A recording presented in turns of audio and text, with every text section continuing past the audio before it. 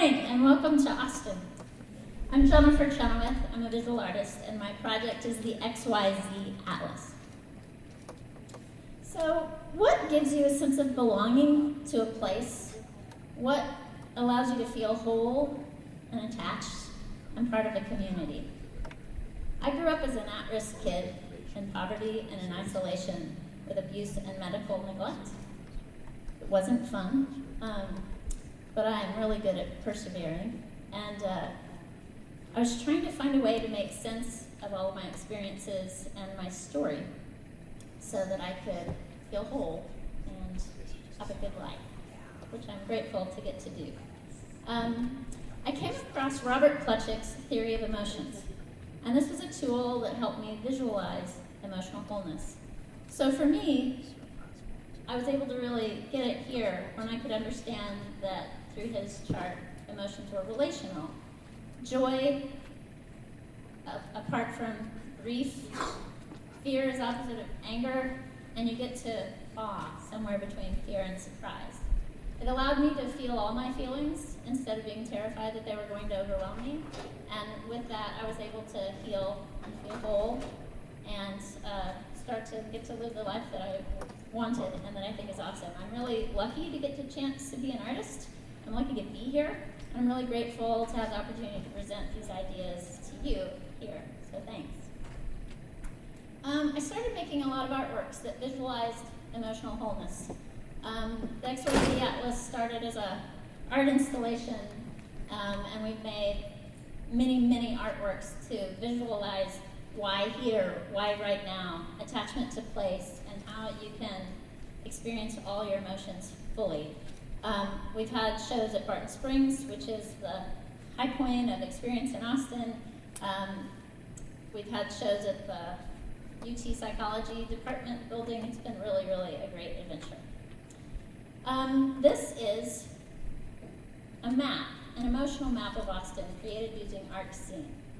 The high point on the map is Barton Springs, our natural springs that's kind of our life source here in Austin, where it's hot and we all go swimming.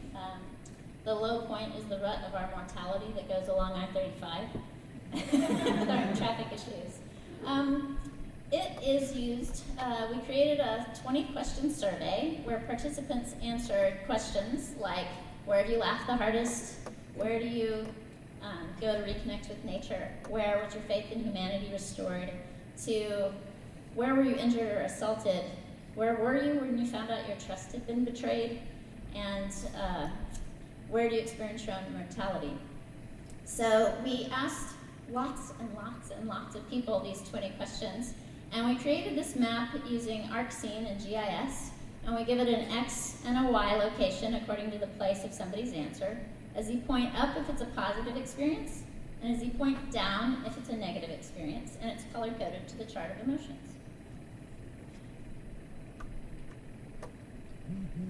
So we did a lot of different interactions and activations with people, exhibitions all over the place.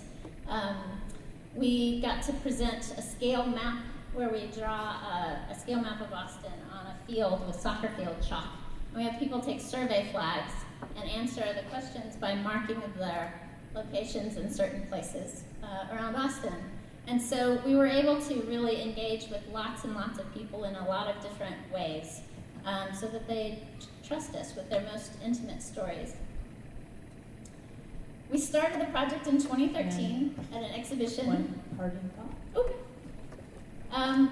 43 events and exhibitions reaching 5 million people through media articles and interacted with over 58,000 people. It's been a really exciting project, and thank you so much. Thank you.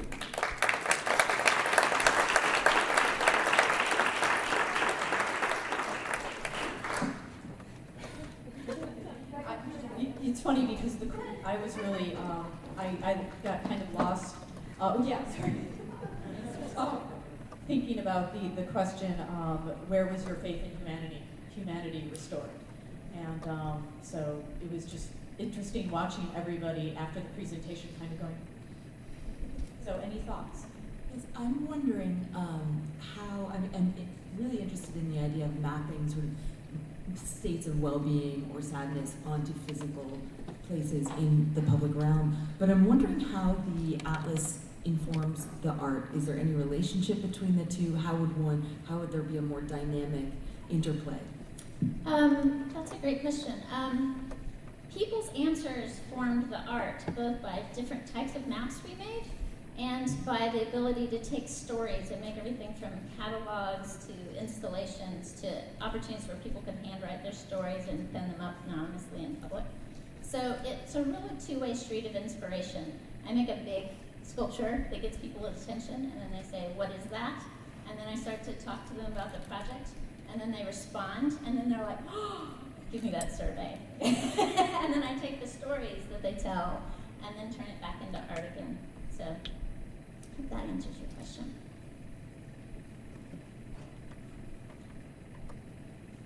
What do they say about the art that you see? What does it do to them? Did you report that? The most successful moment for me as an artist is when somebody is hurrying by and they just stop and come back.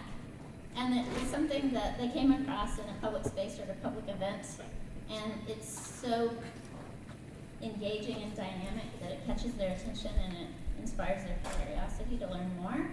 So I always find that making big, bold, dynamic, beautiful, curious making things that inspire other people and have kind of a openness to people so that they find a way into the project allows them to kind of come at it with their own ways. So I'm not putting it in a museum setting where people are expecting to see art.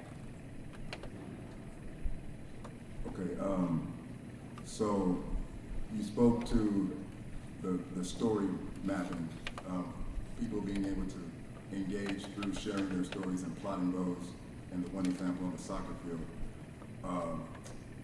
In what way is this project designed to inspire deeper interaction for the audience member or for the participant, deeper interaction with the particular place that they're plotting, deeper interaction with the environment on this emotional level that this project is based on?